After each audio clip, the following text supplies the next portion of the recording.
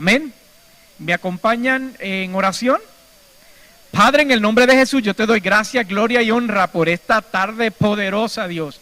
Qué lindo cuando podemos venir y adorarte, Señor, y bendecir tu nombre, y glorificarte, y cantarte, Señor, y levantar nuestras manos, Señor, y abrir nuestros corazones, Señor, y escuchar tu voz, y clamarte, porque sabiendo, Dios, que tú eres nuestra respuesta, y que tú eres nuestro pronto auxilio, no importa la circunstancia, Señor.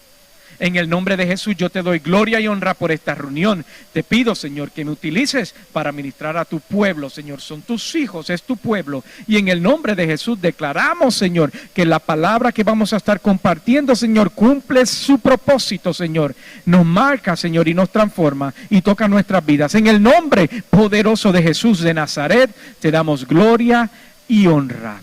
Amén y amén. Aleluya. Como todos ustedes saben, yo tengo un poco de imaginación, solo un poco, ¿verdad? Y a mí me gusta utilizarla, especialmente cuando estoy tratando de entender algo o quiero analizar algo de una manera que mi mente lo pueda procesar. Yo soy sumamente visual, así que trato de imaginarme todo para poder procesarlo. Así que en el día de hoy yo quiero pedirle permiso a ustedes para utilizar una licencia literaria que me permita añadirle unos elementos a una historia bíblica que no están, pero que yo pensando y racionalizándolo, los añadí para yo poder entender los eventos que se estaban dando. Lo que te quiero decir con esto es que la Biblia no relata exactamente lo que te voy a decir ahora, pero te va a permitir tener un poco de perspectiva de eso que yo quiero compartir.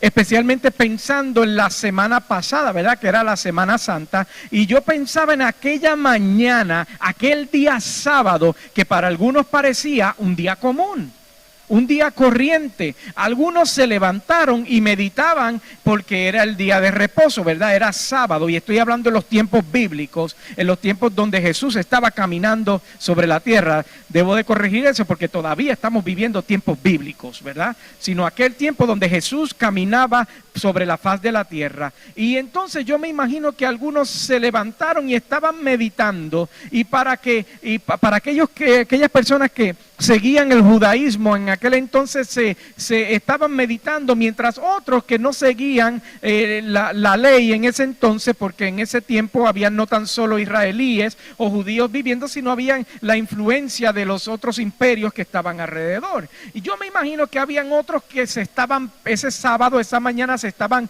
preparando a trabajar, ¿verdad? Estaban alistándose y todo eso. Otros estaban preparándose o saliendo a sus granjas a alimentar a sus animales, ¿verdad? Iban a alimentar a los caballos. Bueno, no sé si habían caballos, pero los burros de seguro habían, no sé, al gallo de seguro había gallo, porque Pedro, el símbolo que Jesús utilizó para recordarle a Pedro fue el gallo. O sea que ya tenemos dos animales que están confirmados bíblicamente. Y no sé, de seguro habían uno que otro pajarito, ¿verdad? Porque Jesús hablaba que el Señor tiene cuidado de las aves. Entonces había uno que otro pajarito. Y salían las personas a alimentar, aquellas personas a alimentar a sus animales. También yo me imagino que en aquella ciudad alguien estaba allí celebrando posiblemente su aniversario de boda, ¿verdad? Porque el primer año de casados, y usted sabe que eso era una cosa hermosa. También yo estaba pensando en ese sábado, y yo decía, Señor, es que yo me imagino que también en esa mañana gloriosa, algún niño o alguna niña estaba naciendo. Todos estos eventos se estaban dando en ese lugar. La Biblia no me dice nada de esto, por eso te pedí permiso para traer una licencia literaria. Sino esta es mi imaginación pensando en todo esto. Y continuó con esa licencia literaria, y yo me imagino a un individuo que yo le llamé Junior Rutina. Yo me imagino que Junior Rutina iba camino al café de la esquina, y yo tengo una foto del café, no sé si podemos poner la foto del café al que Junior Rutina iba a ir. ¿Ve? Mire todo esto es el tiempo de Jesús, ¿sabe? Iba caminando a ese café, y no iba tan solo a tomar un café en la mañana, sino que iba a comprar el periódico de la mañana. Junior Rutina abrió el periódico para ver los titulares y decía lo siguiente, lo que le da título a mi prédica el día de hoy: luz verdadera. Este era lo que era, cuando abrió el periódico, eso era lo que estaba viendo. Y ahora yo quiero que tú me acompañes al Evangelio según San Juan, capítulo 1, comenzando en el verso 9. Evangelio según San Juan, capítulo 1, comenzando en el verso 9. Amada, ponme el café de nuevo, porque vamos a imaginarnos que hoy estamos en un café. Gracias. Yo veo eso y me dan ganas de tomar, me dan deseo de tomar café. ¿Ah? ¿Cómo es? ¿Que tú no ves café? Déjeme ver bien esa foto. Mira, aquí está la máquina de café. Vamos a quitar la foto para eso de evitar distracciones. Estas cosas pasan en vivo. Ponme mejor el título de la prédica, volvemos al periódico. Solo pasa en vivo. ¿Lo tienen? Evangelio según San Juan, capítulo 1, comenzando en el verso 9. Y leemos la palabra del Señor en el nombre del Padre, del Hijo y del Espíritu. Y la iglesia dice, amén. Esa luz verdadera, la que alumbra a todo ser humano, venía a este mundo. El que era la luz ya estaba en el mundo, y el mundo fue creado por medio de él. Pero el mundo no lo reconoció. Y entonces yo veo, yo me imaginaba mientras yo preparaba estas notas a Junior, que estaba pensando en esto que acababa de leer en el periódico, y veía a otro hombre que estaba mirando, tenía el periódico de frente, pero lo veía con una mirada perdida, sumido en una reflexión. Estaba pensando, porque también tenía una copia de ese periódico que él estaba leyendo en la mañana de frente, y estaba leyendo el titular, pero la mirada de él era distinta. Había algo que estaba ocurriendo con este individuo. Junior se acerca a este individuo y le dice, buenos días. Veo que estás leyendo lo mismo que yo estoy leyendo. ¿Tú sabes a qué se refiere el periodista con eso de luz verdadera?, le pregunta. Él responde, sí, yo sé a qué se refiere. Y muy compungido le dice, sí, sé quién es esa luz verdadera. Ayer me topé con esa luz cuando venía precisamente del campo. Junior le increpa y le responde, oh, ¿de veras? Disculpa, yo me llamo Junior Rutina, ¿y tú cómo te llamas? Mucho gusto, responde el individuo. Mi nombre es Simón de Cirene y quiero compartirte sobre la luz verdadera que yo conocí. Yo quiero que tú me acompañes ahora al Evangelio según San Marcos, capítulo 15, y comenzando en el verso 21. Evangelio según San Marcos, capítulo 15, comenzando en el verso 21. ¿Están conmigo, amados? Entonces, la palabra del Señor lee de la siguiente manera. A uno que pasaba por allí de vuelta del campo, un tal Simón de Cirene, padre de Alejandro y de Rufo, lo obligaron a llevar la cruz. Condujeron a Jesús a un lugar llamado Gólgota, que significa lugar de la calavera. Le ofrecieron, dice la palabra, vino mezclado con mirra, pero él no lo tomó. Verso 24, y lo crucificaron. Repartieron su ropa, echando suertes para ver qué le tocaría a cada uno. Verso 25, y eran las 9 de la mañana cuando lo crucificaron. El verso 26 decía, un letrero tenía escrita la causa de su condena, el rey de los judíos. Con él crucificaron, dice el verso 27, a dos bandidos, uno a su derecha y otro a su izquierda. Pausa. Reflexionemos en lo que hemos estado leyendo hasta el momento. este individuo que le tocó llevar la cruz de Cristo durante un trayecto estaba siendo marcado por una experiencia que él no andaba buscando, porque la Biblia relata no que él estaba allí husmeando, intentando ver qué era lo que estaba pasando, sino la Biblia me relata que él venía ¿de dónde? Del campo. Él no se encontraba en el medio del tumulto, él no se encontraba en ese proceso o en ese via crucis, en ese caminar hacia el Gólgota. Sin embargo, él fue escogido y no, tú vas a llevar esa cruz. Y la Biblia me continúa relatando cuáles fueron las siguientes experiencias que vivió Jesús voluntariamente, entregándose por amor a ti y por amor a mí, hasta que me lleva al punto 27, cuando dice que junto a él o con él fueron crucificados también otros bandidos, uno a la derecha y uno a la izquierda. Y como usted probablemente ha escuchado o ha leído en las escrituras, había dos particularidades en cada uno había dos particulares en estos bandidos que se encontraban, uno a la derecha y uno a la izquierda, y eran lo siguiente: uno de ellos se burlaba y le decía, mira, no puedes hacer algo, tú que has sanado a todo el mundo, tú que has hecho milagros, no puedes hacer uno de tus truquitos, uno de tus trucos de magia, no puedes provocar que venga alguien a bajarnos de aquí. Y el otro le decía, cállate, que tú no entiendes lo que está aconteciendo aquí, tú te lo mereces, yo me lo merezco, pero este no se lo merece. Lo único que ha hecho es bendecir, lo único que ha hecho es traer libertad, lo único que ha hecho es resucitar personas. Lo único que ha hecho es abrirnos nuestros ojos de tal manera que entendamos que el Señor está más cerca de lo que nosotros pensamos.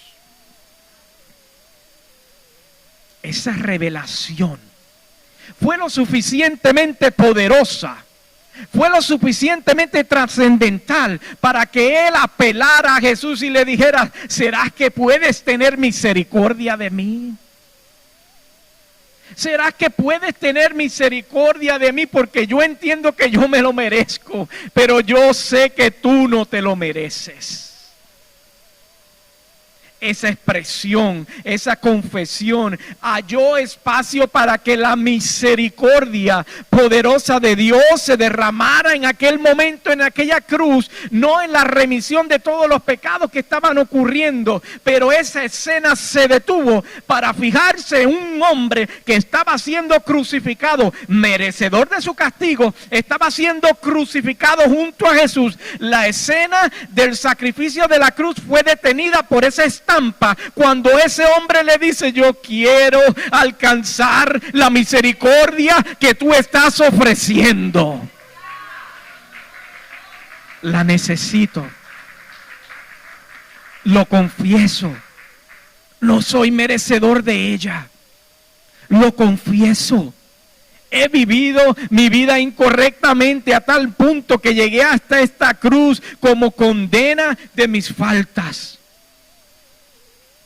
Pero de ti el emperador dijo que ni siquiera no podía encontrar causa. Y aquí estás junto con nosotros. El verso 29 continuaba diciendo, los que pasaban meneaban la cabeza y blasfemaban en contra de él. ¡Hey! Tú que destruyes el templo en 3 días, lo reconstruyes, decían. Baja de la cruz y sálvate a ti mismo. Verso 31, de la misma manera se burlaban de él los jefes de los sacerdotes junto con los maestros de la ley. Salvó a otros, decían, pero no puede salvarse a sí mismo. Verso 32, que baje ahora de esa cruz ese Cristo, el Rey de Israel, para que veamos y ¿qué? Y creamos. También lo insultaban los que estaban crucificados con él.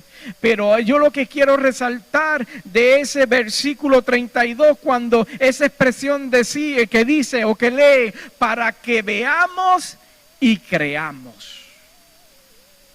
Porque hay gente que está más interesada en las señales que en el mensaje. Hay gente que está más interesado en los beneficios de la cruz que en la esencia de la cruz.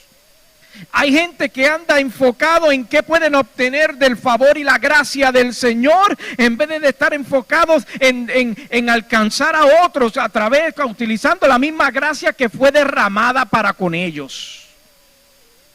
El verso 33 dice: desde el mediodía y hasta la media tarde quedó toda la tierra en oscuridad. El dolor y la indignación de la naturaleza era tan evidente que toda la tierra quedó en oscuridad. La naturaleza gemía y decía: ¿cómo puede ser posible que nosotros estemos recibiendo la sangre del Hijo de Dios? Que esté tocando la tierra, que esté bajando por ese madero. La naturaleza no pudo contenerlo. El verso 34 lee de la siguiente manera: a las 3 de la tarde, Jesús gritó a voz en cuello: Eloi, Eloi, lama sabactani, que significa: Dios mío, ¿por qué me has desamparado? Entonces, como Él se echó mis pecados encima por amor, se sintió abandonado en ese instante, porque el pecado lo que provoca en nosotros es separarnos de Dios. Uno no puede decir que tiene al Señor y vivir en pecado. Uno no puede decir que ama al Señor y vivir una vida de pecaminosa, porque no hay compatibilidad en eso. Cuando el pecado fue depositado sobre Jesús, Jesús se sintió en ese instante solo, porque el peso del pecado era abrumador, y eso hiede ante el Señor, y el Señor decía: es que ese pecado apesta.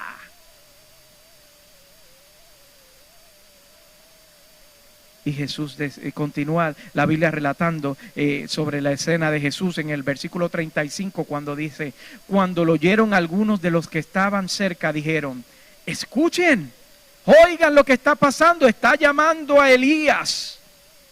Verso 36.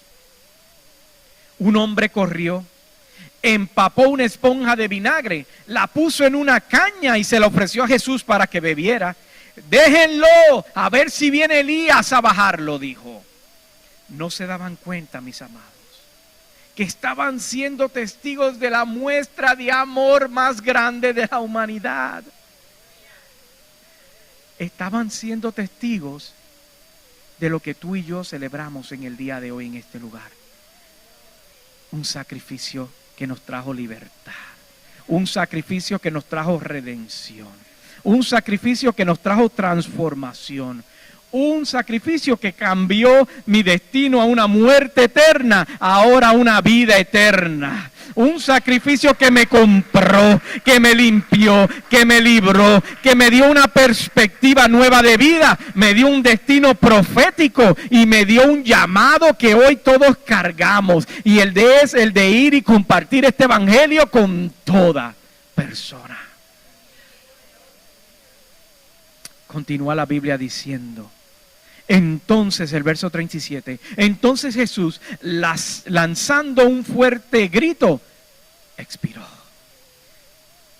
La Biblia relata en el verso 38, la cortina del santuario del templo se rasgó en 2 pedazos desde arriba abajo. Y se rasgó, mis amados, porque ya no hay separación entre Dios y los hombres. Y ahora solo hay un camino para reconciliarnos y hacernos hijos. Antes éramos creación, ahora somos hijos. Antes éramos de nuevo creación, ahora somos hijos. Antes tú no eras nada, ahora tú eres hijo. Qué poderoso el sacrificio de la cruz. Qué poderoso. Yo seguía pensando en la escena del café, no en ese café, porque me di cuenta que ese no es el café correcto, ¿verdad? Y Pepe Rutina, yo me lo imaginaba que estaba muy perplejo, impresionado por toda esta información que este individuo le estaba compartiendo, que él acababa de experimentar, porque daba la casualidad que venía del campo y fue seleccionado. Le daba tristeza, pero a la vez le daba esperanza, porque sentía que ese llamado, ese sacrificio le estaba hablando a su vida. Yo me imagino que él se quedó pensando y de momento vuelve al periódico a ver cómo terminaba ese reportaje que él le estaba compartiendo. Y yo quiero que tú me acompañes a Juan 1 en el verso 12, cuando lee de la siguiente manera. Evangelio según San Juan, capítulo 1, verso 12. Y así terminaba el reportaje de periódico que él estaba leyendo. Mas a cuánto lo recibieron. Mas a cuánto lo recibieron. A los que creen en su nombre, les dio derecho de ¿qué? De ser ¿qué? Hijos de Dios. Estos no nacen de la sangre, ni por deseos naturales, ni por voluntad humana, sino que nacen de Dios. Aleluya. Aleluya. ¿Habrá alguien en este lugar que entienda lo que estamos leyendo en la mañana de hoy? Esa luz verdadera que se entregó voluntariamente por amor inmerecido para con nosotros, no tan solo me limpió mis pecados, no tan solo me limpió mis faltas, no tan solo me dio plenitud y me hizo completo cuando me encontraba vacío e incompleto, sino que Juan me revela que como yo le recibí, y si usted le ha recibido como usted le recibió, y porque creíste en su nombre, no es que te dio un regalo, no es que quiso hacerlo, la Biblia relata que nos dio el derecho. Diga derecho. Yo tengo el derecho, diga. A través del sacrificio de la cruz, la Biblia me revela que tú tienes el derecho de ser hijo de Dios. Y un hijo de Dios no es cualquier cosa. Un hijo de Dios no es una persona que anda en derrota o anda en aflicción constante. Un hijo de Dios es aquel que va al frente, que es cabeza y no es cola. Un hijo de Dios es aquel que entiende el llamado que Dios ha depositado en él, que entiende la palabra que ha sido derramada sobre su vida, que entiende lo que Dios ha dicho de su vida, y es un vencedor y es un conquistador, porque un hijo de Dios está llamado para vencer, porque Jesucristo venció. Aleluya, aleluya. Y te aclaro, no todo va a ser color de rosas, pero el hecho de que no todo sea color de rosas no significa que tú no eres victorioso. Yo puedo tener victoria en medio de la enfermedad. Yo puedo tener victoria en medio del quebranto. Yo puedo tener victoria en medio de un momento difícil. Como quiera que sea lo que yo estoy viviendo, yo puedo ser victorioso. Porque mi victoria no la determina la circunstancia temporera que esté viviendo. Mi victoria la determina el sacrificio de la cruz y que Dios me dio el derecho de ser su hijo. Aleluya. Gloria sea el nombre de Jesucristo. Se quedó pensativo y volvió al periódico y seguía leyendo en el verso 13. Estos no nacen de la sangre ni por deseos naturales, ni por voluntad humana, sino que nacen de Dios. Diga, yo nazco de Dios. Dígalo de nuevo, yo nazco de Dios.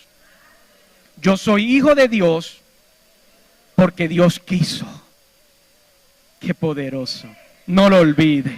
No lo olvide, amado. No lo olvide. No debemos nunca olvidar que al igual que Simón, hemos sido impactados por el sacrificio de la cruz. Hemos sido arrollados por una multiforme gracia. Pero más que eso, no debemos de olvidar lo que significa ese sacrificio para con mi vida. Puestos de pies. Aleluya. Gloria sea el nombre de Cristo.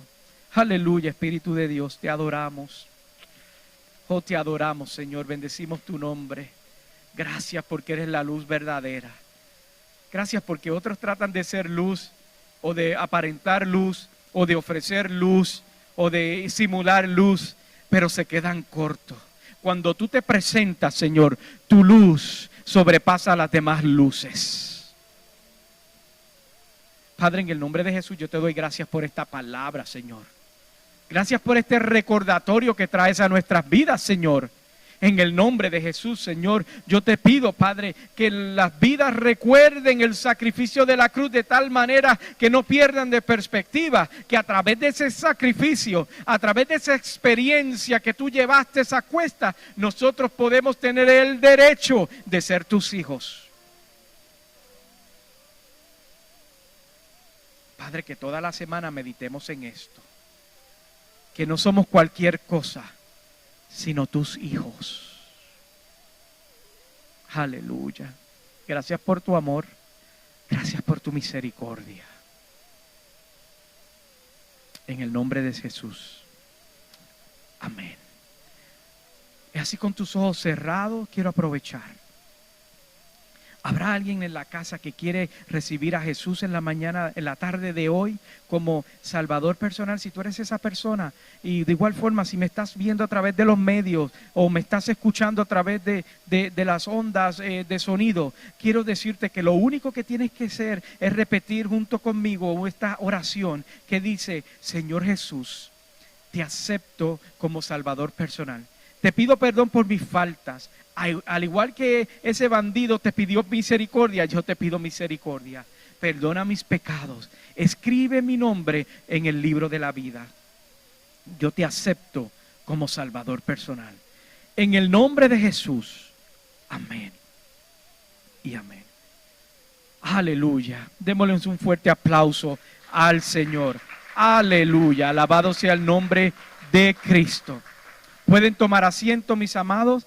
Le damos las gracias a las personas que nos sintonizaron esta semana. Esperamos poder verlos en una próxima ocasión. Sean todos bendecidos. Aleluya. Pastor.